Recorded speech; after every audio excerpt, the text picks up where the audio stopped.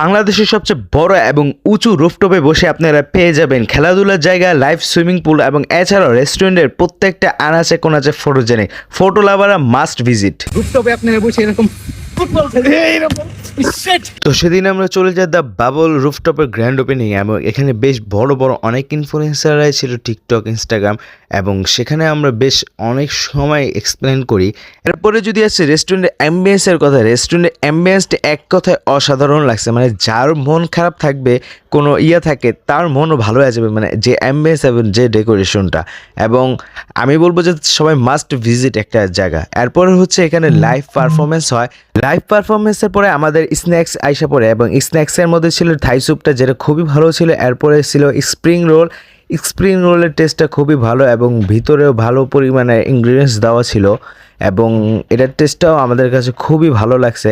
এবং এখানে সবচেয়ে ভালো লাগছে হচ্ছে চিকেন